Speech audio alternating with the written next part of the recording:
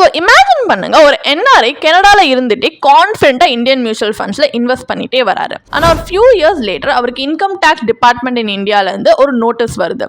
ஏன்னா ஒரு சிம்பிள் மிஸ்டேக்னால, அதுவும் அவர் ஈஸியா அவாய்ட் பண்ணிருக்கலாம். நீங்களும் இந்த மிஸ்டேக்கை அன்னோயிங்லி பண்றீங்களான்றதை இந்த வீடியோல தெரிஞ்சுக்கலாம். மிஸ்டேக் நம்பர் 1, உங்க கேவைசியை அப்டேட் பண்ணாம இருக்கிறது. From resident to NRI. இன்னும் உங்க கேவைசியில் ரெசிடென்ட் இந்தியன் தான் சொல்லுது அப்படின்னா உங்க இன்வெஸ்ட்மெண்ட் நான் காம்ப்ளைண்ட். ஸோ இது உங்களுடைய டாக்ஸேஷன், பேங்க் லிங்கிங்கை அஃபெக்ட் பண்ணும். Also can lead to serious legal issues.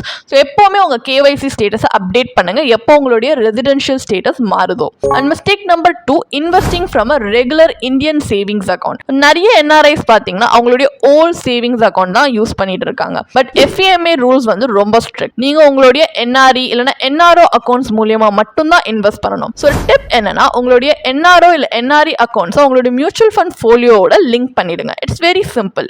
Mistake number 3, இன்னுமே நீங்க யூஎஸ் இல்லை கனடால இருந்து இன்வெஸ்ட் பண்றீங்கன்னா எந்த ஏஎம்ஸ்லயும் இன்வெஸ்ட் பண்றது. ஏன்னா மோஸ்ட் ஃபண்ட் ஹவுசஸ் பார்த்தீங்கன்னா இந்த ரீஜியன்ஸ்ல இருந்து இருக்கிற இன்வெஸ்டர்ஸை ஆக்சுவலி அலோ பண்ண மாட்டாங்க டியூ டு காம்ப்ளையன்ஸ் லிமிட்ஸ்.